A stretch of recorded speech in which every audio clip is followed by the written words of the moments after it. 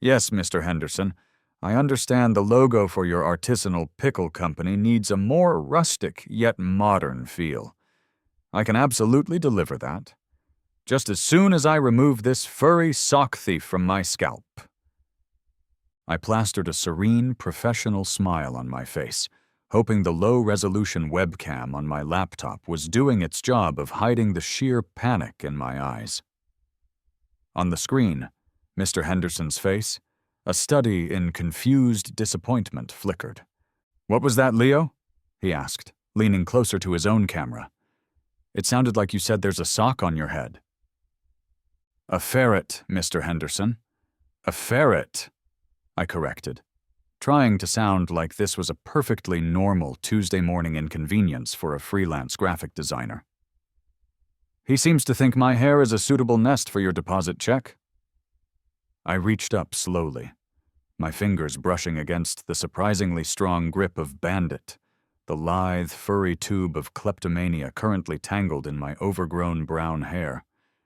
His little claws dug in for emphasis. A loud, gravelly squawk echoed from the kitchen. "Yippee-ki-yay, mother f******. Mr. Henderson jumped. "Good heavens, what was that?" "That's just General Patton," I said through gritted teeth. "He's the office manager and a film buff. Specifically, a die-hard fan. Welcome to my life. 2 months ago, I was Leo Maxwell, a 28-year-old guy living a perfectly respectable, if slightly boring, life in a downtown apartment. My biggest concern was whether my Wi-Fi could handle a 4K stream and a large file upload simultaneously. Then my Grandma Jean passed away. She was the sweetest, kindest woman I'd ever known, and in her will, she left me her paid-off house in the aggressively quaint suburban paradise of Maple Creek Estates. I thought I'd won the lottery. A mortgage-free life in the suburbs. What I didn't know was that Grandma Jean, the universally beloved cookie-baking angel of the neighborhood, was secretly running an unlicensed, unaccredited, and entirely chaotic animal shelter out of her backyard. And now, it was mine. My inheritance wasn't a house, it was a zoo with a roof. My new office manager, General Patton, was a 20-year-old African gray parrot with a vocabulary cobbled together from every 90s action movie ever made. The ferret, Bandit, had a rap sheet for theft that would make a career criminal blush. My head of security was Tripod, a 3-legged golden retriever whose tail-wagging optimism was a weapon of mass emotional destruction. And then there was the Void, a writhing, shadowy mass of 3 identical black kittens that moved with a single, mischievous hive mind. I loved my grandmother, I truly did. But as I sat there, trying to convince a pickle magnate that I was a stable professional, while a ferret attempted to burrow into my skull, I was drowning. The house was in a perpetual state of low-grade chaos, a fine mist of fur and the faint, lingering scent of pet food hanging in the air. My freelance career, the only thing keeping this madhouse afloat, was suffering. All I wanted was to honor my grandmother's legacy, but I was pretty sure her legacy was about to get me evicted. After finally placating Mr. Henderson with a promise of pickle logo perfection by end of day, and prying Bandit off my head with the strategic application of a beef jerky strip, the doorbell rang. I ran a hand through my ferret mussed hair, straightened my wrinkled t-shirt, and opened the door. Standing on my porch was a woman who looked like she was engineered in a lab to disapprove of me. She was in her late 50s, dressed in a beige pantsuit so crisp it looked like it could cut glass, and held a clipboard to her chest like a holy shield. Her blonde hair was sculpted into an immovable helmet. She didn't smile.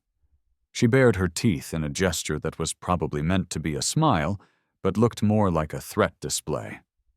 "Good morning," she said, her voice as sharp and sterile as her outfit. "You must be Jean's grandson, Leo, is it? I'm Carol Ann Donaldson. I am the president of the Maple Creek Homeowners Association." She didn't say neighbor. She didn't say welcome to the neighborhood. She said her title, the way a king might announce his reign. Thanks. Sorry for the everything, I said, gesturing vaguely at my entire disheveled existence. Carol Ann's eyes, the color and warmth of a frozen lake, flickered over my faded band t-shirt, down to my bare feet, and then out to my lawn. Her lip curled. Quite. Now, according to Section 4, subsection B, paragraph 3 of the HOA bylaws, all lawns must be maintained at a height not to exceed 2 inches. Your fescue appears to be approaching 2 1/4. I stared at her, waiting for the punchline. There wasn't one.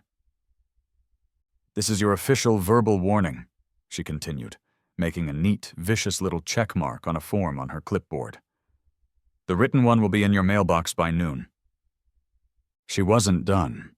She proceeded to list a litany of my sins against the beige suburban gods. My recycling bin, she informed me, was visible from the street, a grave violation of Section 7C. There was a hairline crack in my driveway that ran afoul of Section 9A. She even had the audacity to write me up for the unapproved color of my welcome mat, which was particularly impressive, since I didn't actually have one. The violation was for its absence. Just as I was trying to process the sheer, weaponized pettiness of it all, General Patton decided to make his presence known again. From his perch in the backyard, he let out a piercing screech. "Get to the chopper!" Carol Ann's face, already a mask of taut disapproval, curdled as if she'd just bitten into a lemon. Her eyes, cold and calculating, narrowed as she peered past me, towards the backyard where the sounds of my secret menagerie were beginning to stir. And there it was, the real reason for the visit. It wasn't the grass. It wasn't the non-existent welcome mat. She had smelled weakness. She had smelled animals. And to an HOA Karen like Carol Ann Donaldson, that was like blood in the water for a shark. A shark in a sensible, soul-crushingly beige Ann Taylor pantsuit. The battle lines hadn't just been drawn. She'd already launched a preemptive strike. The official written warnings began to appear in my mailbox with unnerving regularity. They were masterpieces of passive-aggressive bureaucracy, citing bylaws so obscure I was convinced she was making them up. Violation: unapproved garden gnome, Section 12G. Violation: non-standard mailbox. Flag positioning, Section 6D. Violation: excessive glee from wind chimes. I definitely made that last one up, but it felt like something she'd write. The inevitable escalation came on a Friday afternoon. I was deep in the zone, photoshopping a particularly challenging pickle, when a loud official knock rattled my front door. I sighed, disentangling a kitten from my laptop cord, and went to answer it. Standing on my porch were 2 police officers. One was older, with a thick mustache, and the weary, 1,000-yard stare of a man who had seen far too many neighborhood disputes in his 25 years on the force. The other was a kid, fresh-faced and eager, his hand hovering near his belt, as if he expected a shootout to erupt over a lawn gnome dispute at any moment. "Officer Miller," the older one grunted, gesturing to himself, then to the rookie. "Officer Davies. Sir, we've had a noise complaint from this address." I blinked. A noise complaint? It's 3 o'clock in the afternoon. What was the noise? My laptop fan running too aggressively? Officer Davies, the rookie, flipped open his notepad with dramatic flair. The complaint specifies a cacophony of animalistic shrieking and profane language. I pinched the bridge of my nose, a headache beginning to form behind my eyes. "Ah, General Patton. My deepest apologies, officers. He just finished watching Lethal Weapon 2. He gets very passionate about the whole diplomatic immunity subplot." Officer Miller sighed, a deep, soul-shattering sound that spoke of broken dreams and endless paperwork. He looked past me into the house, and his tired eyes softened for a fraction of a second. Tripod, my three-legged ambassador of goodwill, had limped to the door, his tail thumping out a hopeful rhythm against the floor. Miller's gaze flickered across the street. I followed it. There, on her pristine porch, stood Carol Ann, arms crossed, observing the scene with the grim satisfaction of a Roman emperor watching Christians being introduced to lions. Miller didn't even have to ask who called. You could see it in his eyes. He and Carol Ann had a history. A long, painful history documented in triplicate on official police report forms. "Can we see the source of the noise?" Miller asked, his voice heavy with resignation. I led them through the house to the backyard. The general was perched on his stand, preening his feathers innocently. As if on cue, he looked over at Carol Ann's house and squawked, "I'm getting too old for this *tea. Miller just shook his head. He explained, with the patience of a saint, that they couldn't issue a citation for a parrot squawking in the middle of the day. He advised me to try to keep the Birds R-rated movie marathon to a minimum, and turned to leave. As they walked away, he paused and lowered his voice.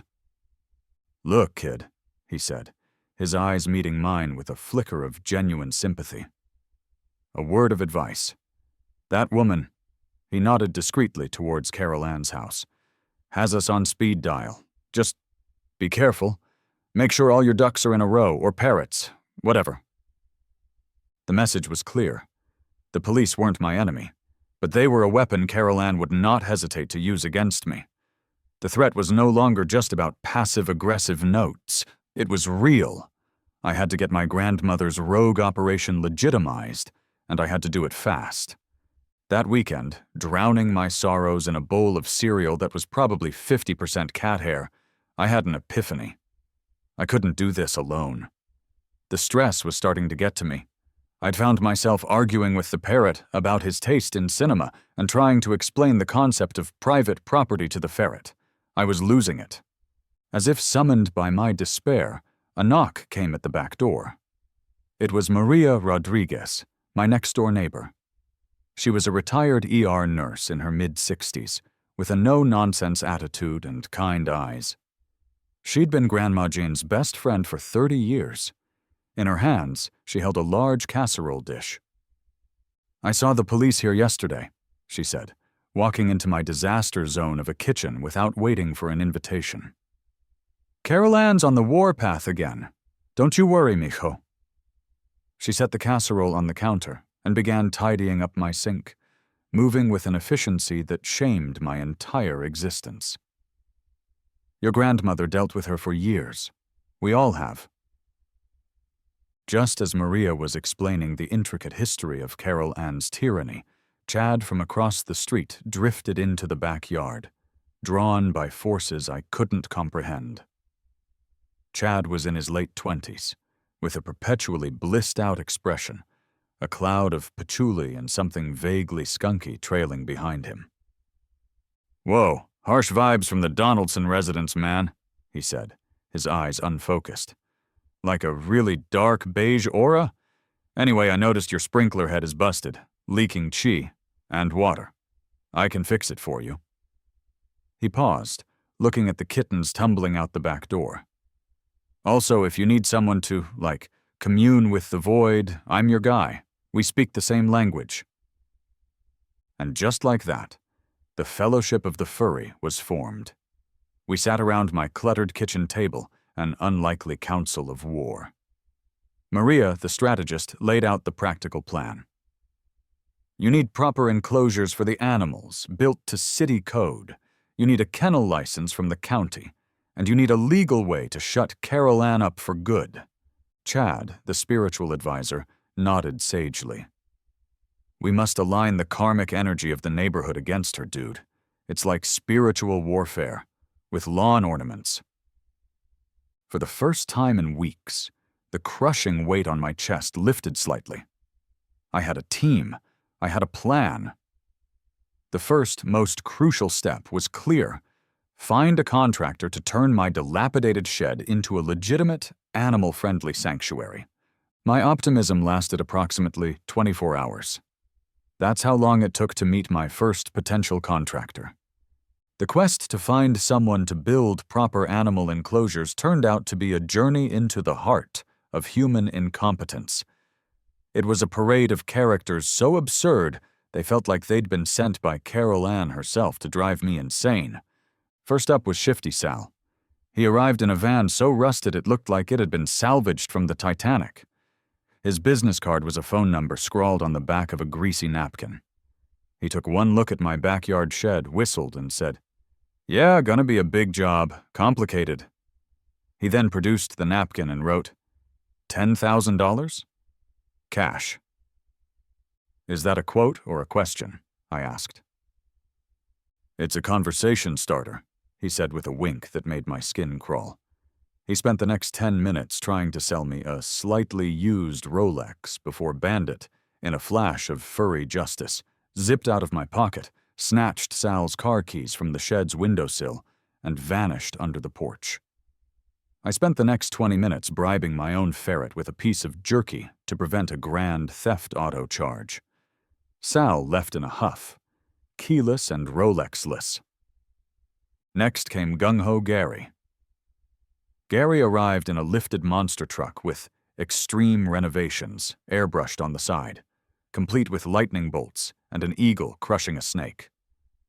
He was a mountain of muscle, clad in a sleeveless t-shirt, and seemed to communicate exclusively in high fives and aggressive guttural sounds.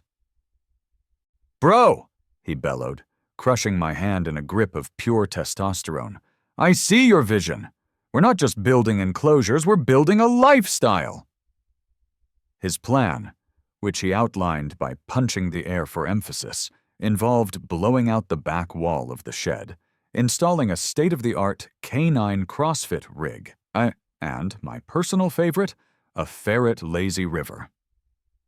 His quote was delivered via a glossy, laminated brochure and was roughly equivalent to the GDP of a small island nation. I was starting to think my best bet was to just give the animals hammers and blueprints and let them have at it.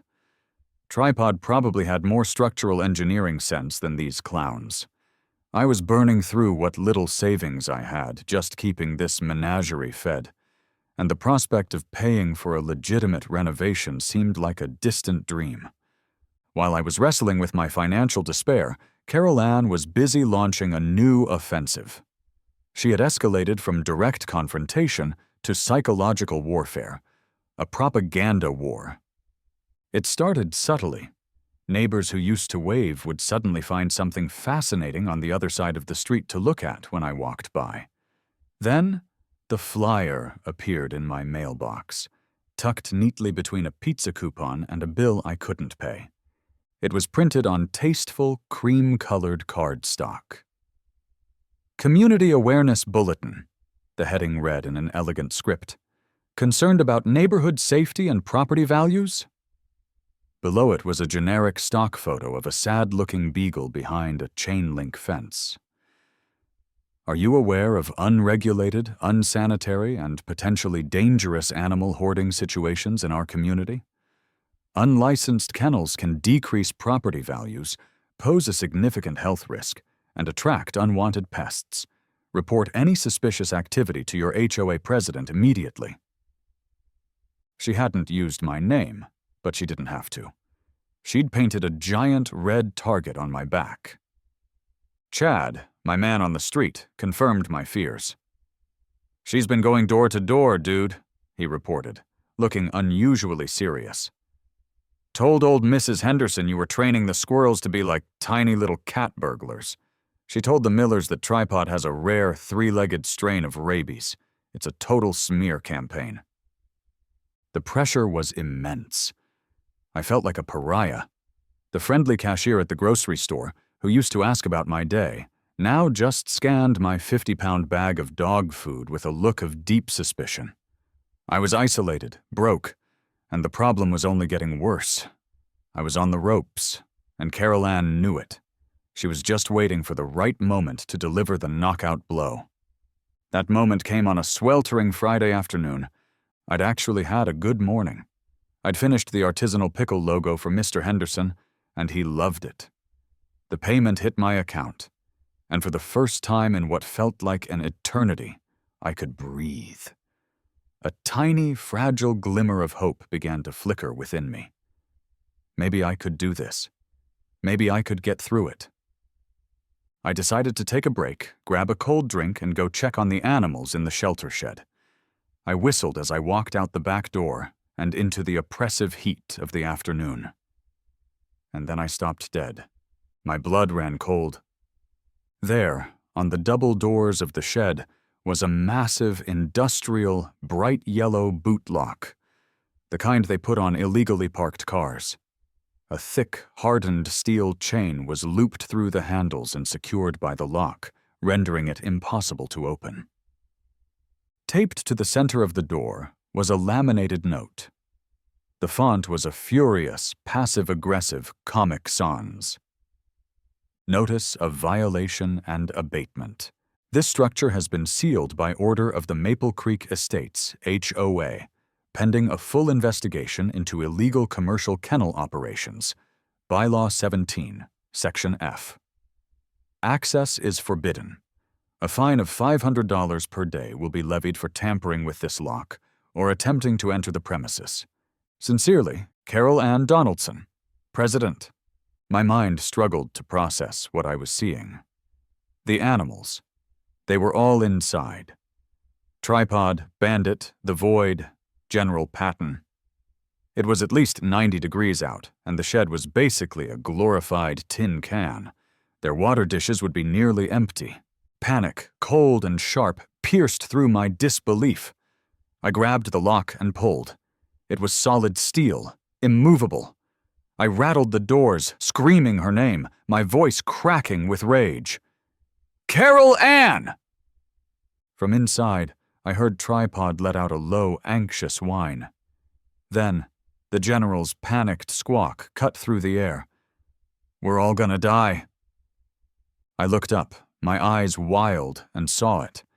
The slight twitch of a pristine white curtain in Carol Ann's second-story window.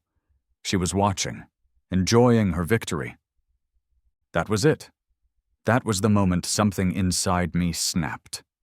No more Mr. Overwhelmed but trying to be nice guy. This woman had just locked living beings in a hotbox to die.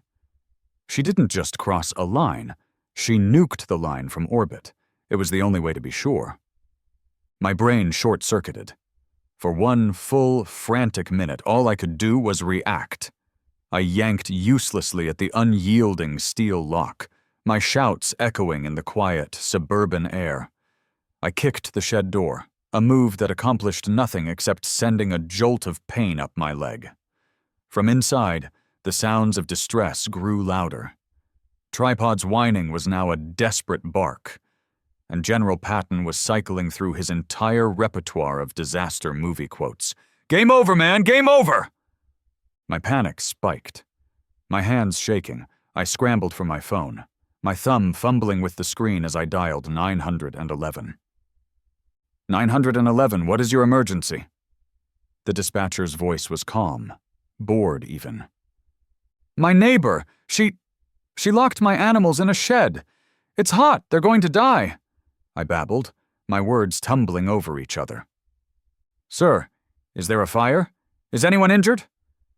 Not yet, but they will be. You don't understand. She used a car boot lock. Sir, the dispatcher said with an audible sigh, an HOA dispute is not a police emergency.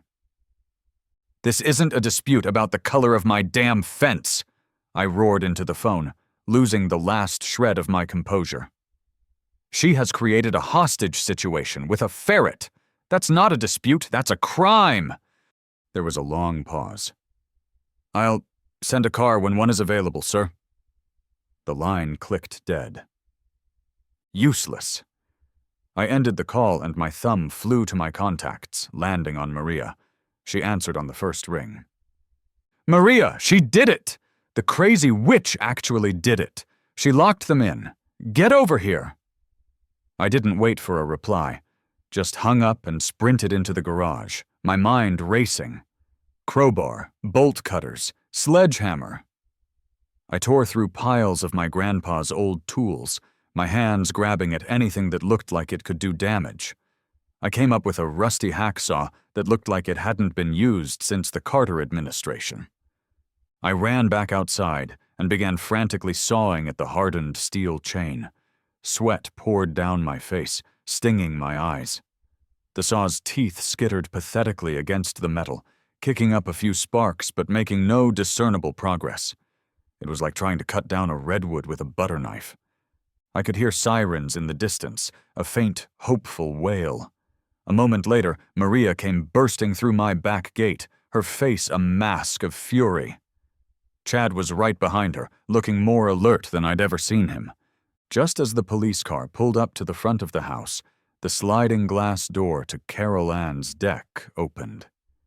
She emerged, holding a tall glass of iced tea, a triumphant smirk gracing her lips. She was ready for the showdown. She had no idea she was the one who was about to get blown away. Officers Miller and Davies walked into my backyard with an air of profound, world-weary resignation. This was clearly not the call they'd been hoping for on a Friday afternoon. Carol Ann, a vision in militant beige, sauntered over from her property line, holding her clipboard like a scepter.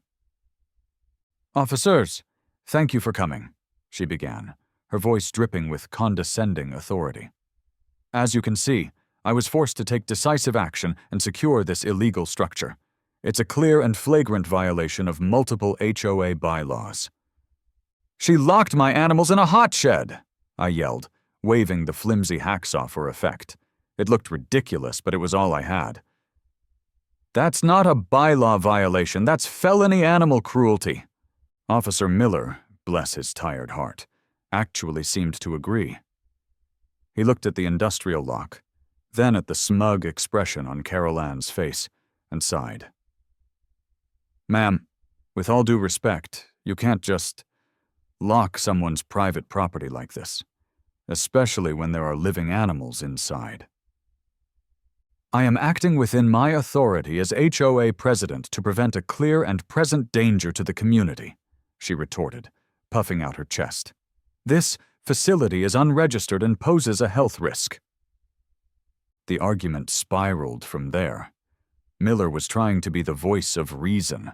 Davies was furiously tapping away on his phone, presumably trying to look up the legal precedent for ferret hostage situations. I was about 3 seconds away from trying to charge through the shed wall like the Kool-Aid man. Maria was holding my arm, trying to keep me from getting arrested, while Chad just stood there, staring intently at Carol Ann. "Her aura is like burnt sienna, man," he whispered to me, "the color of pure deceit and bad Pottery Barn choices." Just as the tension reached its breaking point, a new figure entered the arena. Quietly, calmly, Eleanor Vance, the 75-year-old widow from down the street, walked into my yard. She was wearing gardening gloves and a wide-brimmed sun hat, looking for all the world like she'd just come from tending her prize-winning roses. Everyone stopped and stared. Eleanor was a neighborhood fixture, known for her quiet grace, her perfect garden, and not much else. Her presence at this chaotic scene was so unexpected it reset the entire dynamic. She smiled serenely, her eyes twinkling as she addressed Officer Miller. "Officer, Carol Ann is citing Bylaw 17, Section F, as her justification for this. Is that correct?" She then turned her calm gaze to Carol Ann. "Isn't that right, dear?" Carol Ann, puffed up with self-importance, nodded curtly. "It is. I know the bylaws better than anyone in this neighborhood." "Oh, I'm sure you do," Eleanor said, her voice still gentle. She began to pull off her gardening gloves, one finger at a time. "I helped draft them, after all, 30 years ago, when my husband and I were on the original board." A stunned silence fell over the backyard. You could have heard a pin drop. Carol Ann's smug expression faltered. The quiet, sweet old lady demeanor fell away from Eleanor like a cloak, revealing something much sharper and far more formidable beneath. And because I helped write them, Eleanor continued, her voice now crisp and precise as a legal brief, I can tell you with absolute certainty that Bylaw 17 gives the HOA the authority to issue fines and, in extreme cases, place liens against a property. It absolutely does not, under any circumstances, grant the President the authority to seize or seal private property. I believe the legal term for what you've done here, Carol Ann, is super-duper illegal. But that's not actually why I came over. She took a step closer, her gaze locking onto Carol Ann's. Darling, I was just admiring your little Empress Precious Star Diamond on my walk this morning. Such a lovely little dog. So full of spirit. She let the word hang in the air. I was thinking of getting a Pomeranian myself, so I did a little research.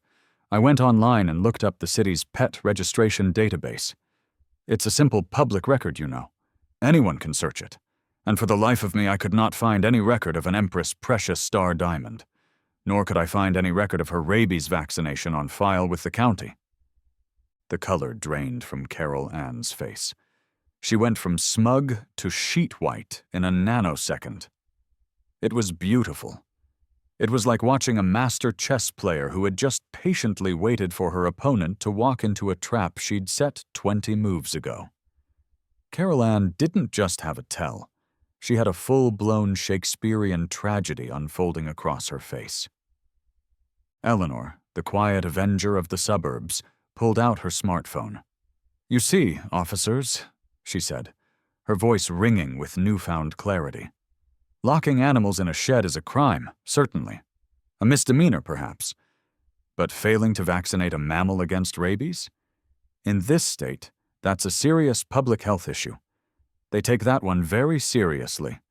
I believe this situation is now well above your pay grade. She turned to me, her eyes twinkling. Leo, dear, you look like a man who knows how to use the internet. What's the number for the ASPCA's Humane Law Enforcement Division? I was so stunned I could only stare, my mouth hanging open. Maria, ever practical, rattled off the number without hesitation. Eleanor dialed, putting the phone on speaker. Her voice was the epitome of calm, professional concern as she laid out the situation for the person on the other end. Yes, hello. My name is Eleanor Vance. I'm calling from 124 Maple Drive. I need to report 2 urgent matters. First, an act of animal cruelty currently in progress at this address, where several animals have been unlawfully confined in an outdoor structure by a third party. She paused, her eyes boring into Carol Ann. And second, I have strong reason to believe there is an unregistered and, more importantly, an unvaccinated dog located at the adjacent property, 126 Maple Drive. That would be a direct violation of City Health and Safety Ordinance 22-5. Yes, of course, I'll hold. Carol Ann began to sputter, her facade of authority completely shattered. This is an invasion of my privacy. You can't. Her records, I have them somewhere. Officer Miller, looking like a man who had just been granted a get-out-of-jail-free card, took a slow, deliberate step backward, as if to extricate himself from the impending blast radius. The title of a story sometimes promises more than it can deliver. This was not one of those times. Exactly 4 minutes after Eleanor's call, I counted, a large white van turned onto our quiet suburban street. It didn't have flashing lights or blaring sirens, but it moved with an unmistakable aura of authority that made the local police cruiser look like a toy car. Emblazoned on the side in bold, no-nonsense letters were the words, ASPCA, Humane Law Enforcement. The A-team had arrived. 2 officers emerged from the van. They weren't cops. They were professionals. One was an older, calm-looking man with kind eyes and a firm set to his jaw. The other was a younger woman, sharp and observant, her uniform so crisp it looked like it had been ironed by lasers. They bypassed Officers Miller and Davies completely and walked straight to our little group in the backyard. "We received a call about an unlawful confinement and a potentially unvaccinated animal," the man said, his voice quiet but carrying immense weight. I found my voice. "Yes, right here." I pointed a shaking finger at the locked shed. "She locked them all in there about an hour ago." Then I pointed at Carol Ann, who was now trying to shrink into her beige pantsuit. "And she has the unregistered dog, Empress Precious Star Diamond." The ASPCA officers took in the scene with a single, sweeping glance. The industrial lock, the sun-beaten shed, my frantic face, Maria's protective stance, and finally Carol Ann's crumbling composure. Their expressions remained unreadable masks of professional concern. The male officer retrieved a pair of heavy-duty, 2-foot-long bolt cutters from the van. He walked to the shed, positioned the jaws of the cutters around the thick steel chain, and with one clean, satisfying snap, the chain fell away. He swung the doors open, and a wave of heat and animal noises poured out. Tripod was the first to emerge, limping into the daylight, panting heavily but wagging his tail. The female officer, Jenkins, turned her full attention to Carol Ann. "Ma'am, I'm Officer Jenkins with Humane Law Enforcement," she said, her tone polite but firm as steel. "I need to see the registration and vaccination records for your dog, please." "This is absolutely ridiculous," Carol Ann stammered, trying to rally. "I am the HOA president. This is my private property." "This is a public health and safety matter, ma'am," Jenkins replied, unfazed. "I can come back with a warrant in about 20 minutes, but if I have to do that, this becomes a much more serious issue for you. The papers, please." Carol Ann's face was a frantic, twitching mess. She tried to bluff. "They're at my vet's office. It's closed today. I'll get them for you on Monday." Jenkins didn't even blink. "What's the vet's name and number? I can call their emergency line and have them verify it right now." That was the fatal blow. Carol Ann hesitated for a fraction of a second too long, her mind scrambling for a lie she hadn't prepared. In that tiny, silent gap, her entire house of cards collapsed. As if on cue, from within her pristine home, a high-pitched, frantic yapping erupted. Empress Precious Star Diamond had sensed a disturbance in the force. Jenkins calmly spoke into the radio on her shoulder. Then, with a chilling sense of purpose, she began walking towards Carol Ann's front porch. "You can't come into my house!" Carol Ann shrieked, moving to block the door. "Ma'am," Jenkins said, her patience clearly gone. "Under the city's public health code, an officer has the authority to impound any animal suspected of being unvaccinated for a mandatory quarantine period. You have failed to provide proof of vaccination. We are impounding your dog to ensure public safety and to see that it receives its proper medical care. Please stand aside." At that moment, the front door creaked open. Carol Ann's husband, a meek, terrified-looking man I'd only ever seen mowing the lawn or trimming the hedges into perfect, soulless spheres, stood there, wringing his hands. The yapping Empress shot past his legs and began nipping at Officer Jenkins' boots. The male ASPCA officer appeared with a small, clean transport crate. He leaned down, and with a gentle but firm efficiency, scooped up the flailing, yapping Pomeranian. For a moment, the dog was shocked into silence, its tiny body held securely. It looked back at Carol Ann, its little black eyes filled with confusion. I watched, mesmerized, as the officer placed the tiny, pampered dog into the official ASPCA crate. He slid the door shut with a soft click. The sight was perfect. It was pure poetry. It was the sweetest, most beautiful thing I had ever seen. Sweeter than any artisanal pickle logo. Sweeter than a mortgage-free house. It was the taste of pure, unadulterated, karmic justice. And it was delicious. Carol Ann let out a strangled, weeping sob as they loaded the crate into the back of the van. As the ASPCA truck pulled away, Officer Miller, now officially back on duty, walked up to the crumbling dictator. "Carol Ann Donaldson," he said, his voice flat and devoid of any emotion. "For the unlawful confinement of those animals, among other things, you're looking at a misdemeanor charge. You're going to need to come down to the station with us to get this sorted out." The Queen had been dethroned. Her reign of terror was over. An hour later, the quiet of the afternoon had returned. But everything was different. The police were gone. Carol Ann had been escorted away in the back of Officer Miller's cruiser. A small crowd of my neighbors had gathered, no longer avoiding my gaze, but looking at me with a newfound respect. Chad gave me a slow, appreciative nod and a fist bump. Maria just pulled me into a fierce hug. Eleanor, back to her serene self, gave me a subtle, knowing wink from her porch. Just as the last of the neighbors dispersed, a large, slightly beat-up but reliable-looking Ford F-150 pulled up to the curb. A big, friendly-faced man with a magnificent beard and kind eyes hopped out. "You Leo?" he asked, his voice a low, pleasant rumble. He gestured over his shoulder with his thumb. "Maria sent me. Name's Dave. Big Dave." "That's me," I said, shaking his outstretched hand. "Heard what happened," he said, a smile crinkling the corners of his eyes. "My kid's hamster died last year, so I get it. Anyone who stands up to a bully like Carol Ann is a friend of mine." He looked over at the shed, then back at me. "Let's take a look at what you need.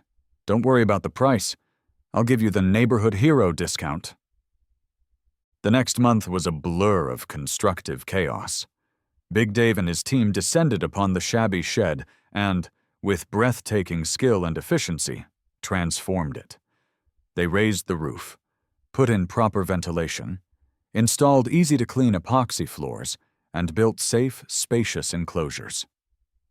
They even built an enclosed outdoor run and, at Chad's specific request, a ferret enrichment center, complete with tubes and a tiny ball pit, which Bandit took to immediately. The neighborhood, freed from the tyranny of Carol Ann, came alive. People I'd never spoken to dropped off bags of pet food and old blankets. Neighbors volunteered on weekends to help paint and socialize with the animals. I used my graphic design skills to build a slick website and create a logo for the newly christened Grandma Jean Memorial Animal Sanctuary. Adoption requests started pouring in.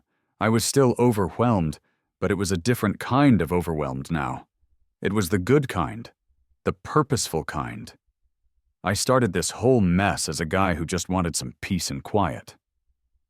Now my house was Grand Central Station for the furry and four-legged. And the weirdest part? I think I actually liked it.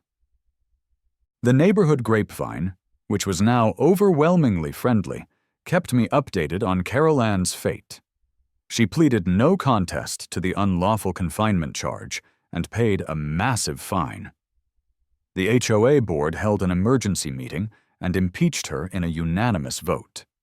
She eventually got Empress Precious Star Diamond back, but only after paying for the 10-day quarantine, a full battery of shots, the city registration, and a series of fines for her negligence. She was a pariah. Her perfect lawn was still perfect, but no one ever saw her on her porch anymore. The new HOA president, in a move that could only happen in Maple Creek Estates, was Chad. His first official act was to issue a neighborhood-wide memo declaring a moratorium on all negative vibes, man. One sunny afternoon, a few months later, I was sitting on a bench inside the new, bustling shelter. Tripod was snoozing at my feet, his one back leg twitching as he dreamed of chasing squirrels. One of the Void kittens, who I'd since named Ink, was asleep on my shoulder, purring directly into my ear.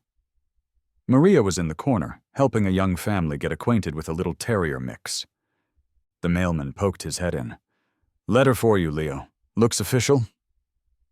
He handed me a familiar cream-colored envelope from the HOA. For a split second, my heart did a little lurch of phantom anxiety, a muscle memory of the dread I used to feel. I took a deep breath and opened it. It was a formal notice, typed in a relaxed, groovy font. Official HOA notice of violation. Yo, Leo, it has come to the board's attention that your current levels of awesomeness are way out of compliance with the previously established neighborhood status quo. This is a serious violation.